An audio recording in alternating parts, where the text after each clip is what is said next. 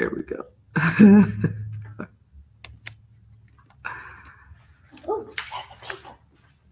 That's me. Both of them? Oh,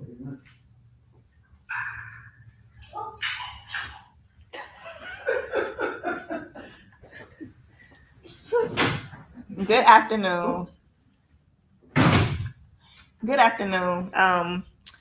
Welcome to our presentation today. It's time to get back on track.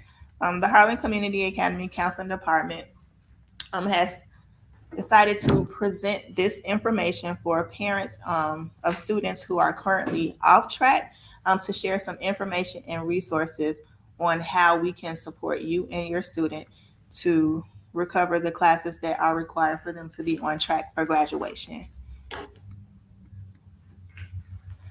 So one of, or probably the most important goal of high school is graduation. So none of us sends our students to school with the expectation that they will not be high school graduates at the end of 4 years.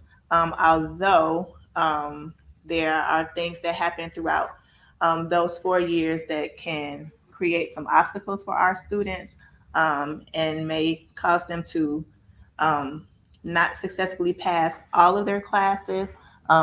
It can be, the time of transfer, just not applying themselves, or maybe I don't know, any other reason. But we are here today to kind of share some information with you about how your child can be successful if at some point they have gotten off track for graduation. So there's certain information that we would like for you to know and understand by the end of this meeting. So we want you to know and understand your students' credit deficiencies, your students' current grades, and your plan to get back on track. And so we have implemented some things this year to kind of increase communication between school and families to keep you aware of some of this information. So why are you here? You are here because your student did not successfully complete a class since they've entered high school. They have not recovered credit deficiencies in credit recovery, or they potentially will not graduate in their prospective year based on credit deficiencies that the student may have. So the first thing that we want to talk about is how students earn credit. We know that this information is shared frequently throughout the school year between counselors and students, but we want to ensure that the parents have a clear understanding as well.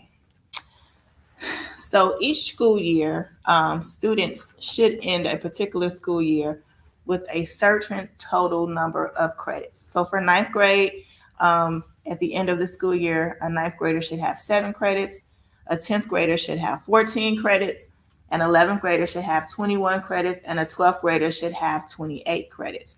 CPS says that a student needs to have 24 credits in order to graduate high school. So this table is an example to show you that although students only need 24 credits, it is very possible and likely, if they are successful in all of their classes over the 4 years, that a student can end high school with a total of 28 credits. So every school year is broken into 2 semesters. Semester 1, which goes from August to December, and then semester 2, which goes from January to June. So at the end of the first semester, which is combined of the first 2 quarters, a student can earn 3.5 credits if they successfully pass all of their classes. And then at the end of semester 2, students can earn an additional 3.5 credits in the combination of quarters 3 and 4 to give them another 3.5 credits, which will total the 7 credits combined if we're referencing ninth grade specifically. So at the end of the school year, our goal as school counselors is to ensure that your child has earned 7 credits. So we are constantly communicating with them, referring to grades, providing support and resources throughout the school year to assist your students in being successful. In addition to those credits, there are non-credit bearing requirements.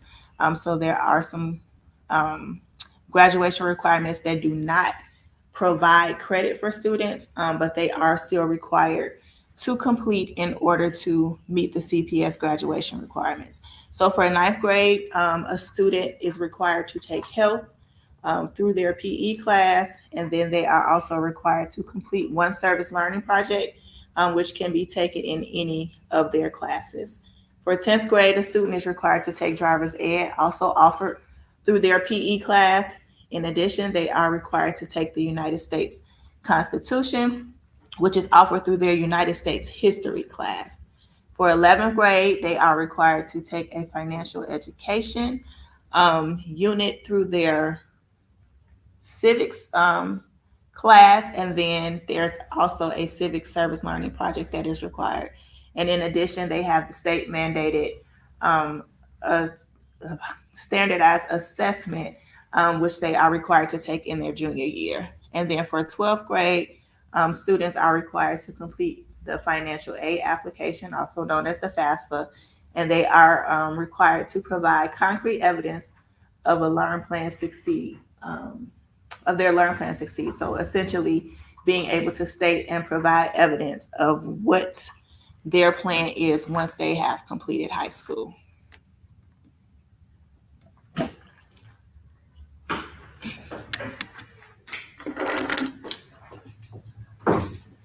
Good afternoon, parents and students. If we have any students who are watching our video as well. My name is Miss Lewis. I am the second half of Harlan's fantastic counseling team. I am the counselor this year for the 11th and 12th grade students. So what is the difference between credit and non-credit bearing classes? So credit, as Ms. Grimes just talked about, classes are your core subject classes where the students have to earn 24 credits in order to graduate. And they earn a half a credit each semester that they pass the class with the letter grade of D or higher. The non-credit bearing classes are just that, none, meaning that they don't have to have credit for it, but it is a graduation requirement as set forth for CPS. There are 9 non-credit bearing graduation requirements. Ms. Grimes just kind of went over them, and then I will reiterate them in a few slides, but the students have to actually pass or receive a pass or fail for each of those non-credit bearing graduation classes. Obviously, if they receive a fail, then they have to retake it because they have to pass them in order to obtain the requirement. What credit bearing classes do students need in order to graduate? So in English, students need 4 years of English. So English 1 is obviously for freshmen, English 2, English 3, English 4 are for each grade level for each year that the students are in high school. So at the end of their 4 years in high school, they will have 4 credit hours of English. Next, each student is required to have 3 credit hours of a social science. So world studies, U.S. history, and civics in each of those grade levels as reflected on the chart respectively. Science, they need 3 years of science as well, biology, chemistry, and physics.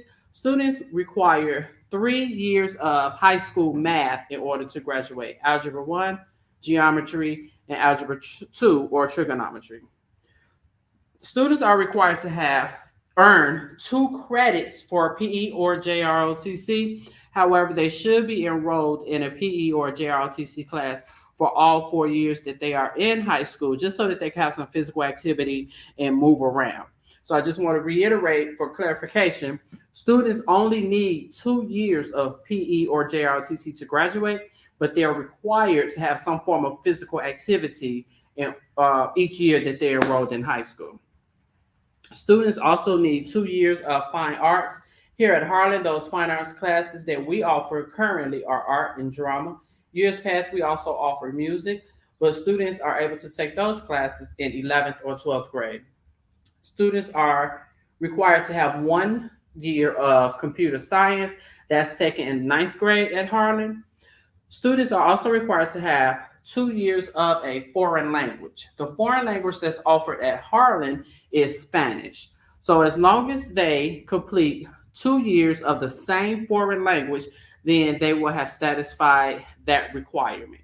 And then students have to have 3 years of an elective in order to graduate, but they are offered at Harlan 4 years of an elective to enhance their academic experience. What non-credit bearing classes do you need in order to graduate? So ninth grade students take health, which is generally taken through the PE class. It's a 9 or 10-week program where students learn about good drug use, bad drug use, as well as their body hygiene and how a healthy diet, nutrition, how to maintain a healthy lifestyle outside of school. They also have to complete a service learning project, which will be offered in each of their core subject class areas.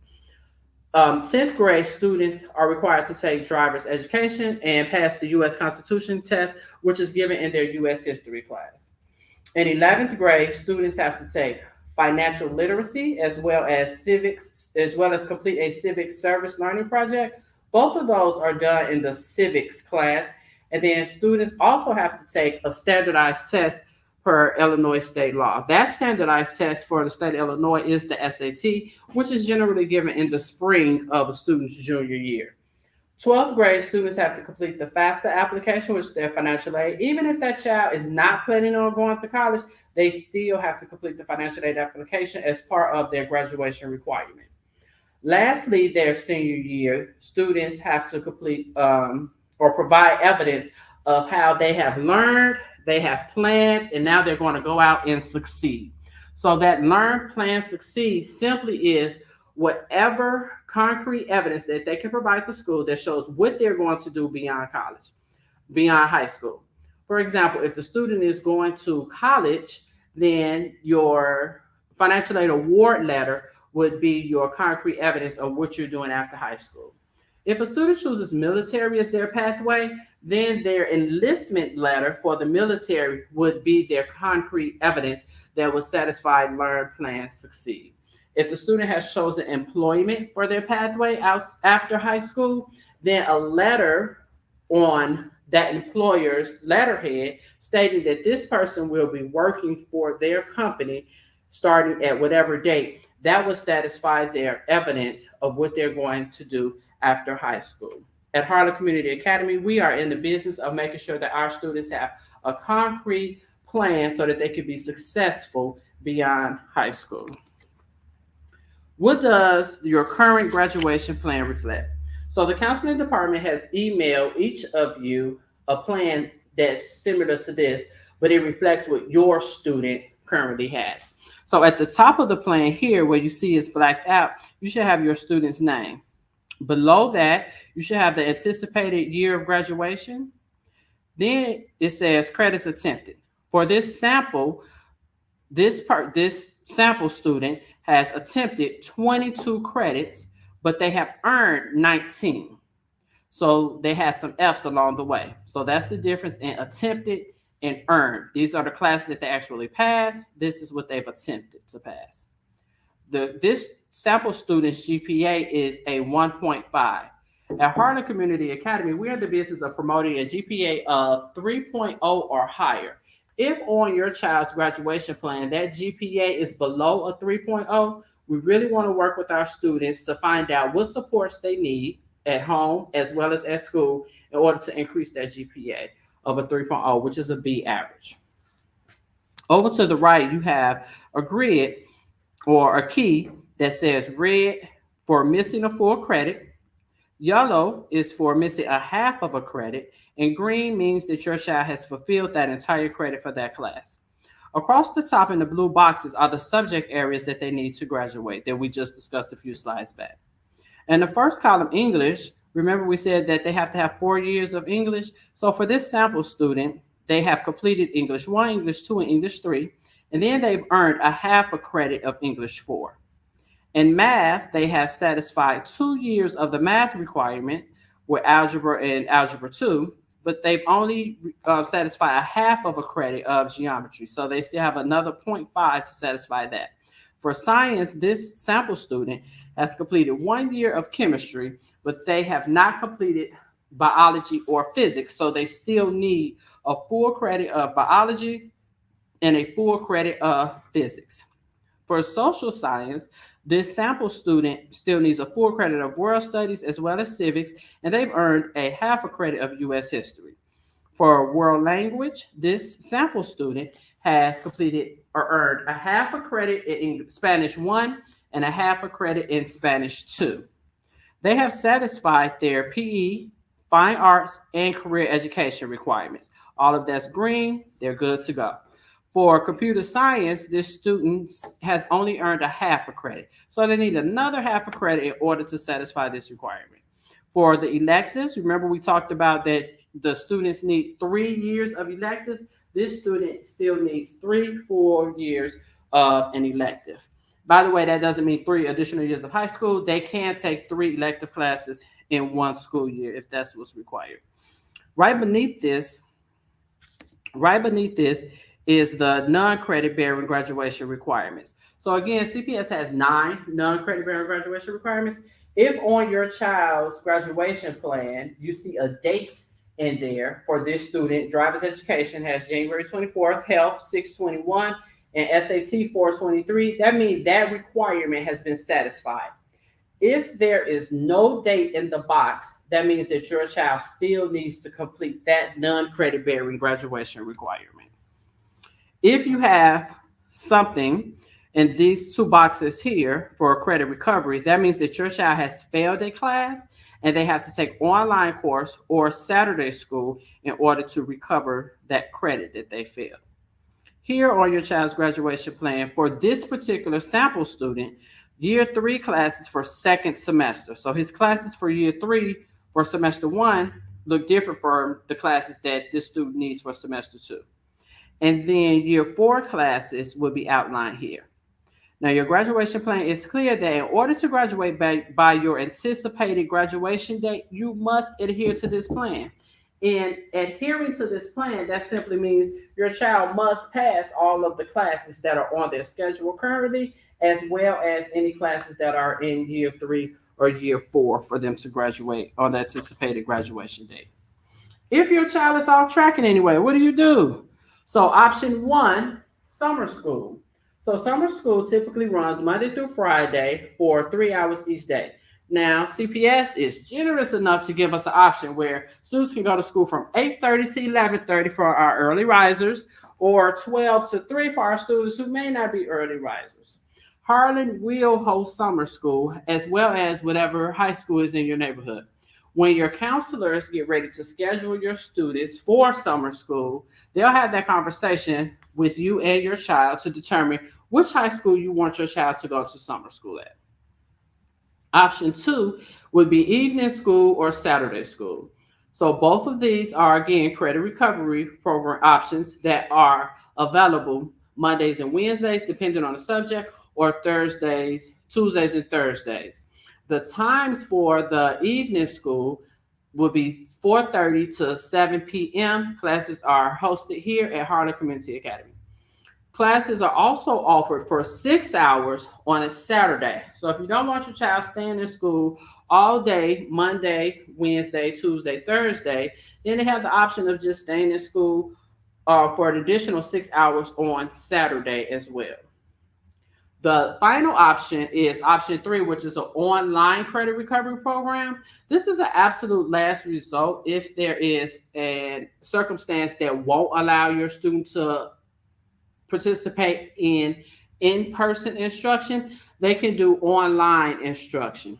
The difference is in-person instruction offers an actual human person that can teach your child. So whereas online learning is virtual. So everything is through videos from random people who your child don't know and don't have a rapport with, where they just watch videos at any opportunity that they have. So it's 24 hours a day, 7 days a week that they can do this. So it's advantages as well as disadvantages depending on how you look at it. The advantages, in my opinion, is that your student has an opportunity to go online anytime that they want to. So if it's 11 o'clock on a Saturday evening and they're bored, don't have anything to do, they can log on to Edgenuity and start recovering some of their work.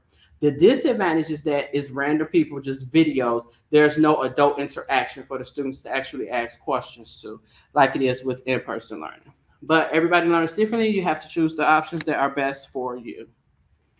With that, if you have any questions, you can contact Ms. Grimes, our 9th and 10th grade counselor, at llgrymes@cps.edu, or Ms. Lewis, our 11th to 12th grade counselor at llewis2@cps.edu.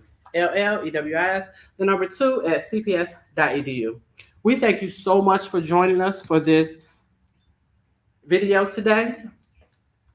We value your feedback. We value your input. Here is a link and a QR code for you to scan. If you would please give us some feedback on what went well for this and how can we improve our craft, it would be greatly appreciated. We'll leave that link up for you for a few minutes. Thank you guys again so much for joining us. Bye.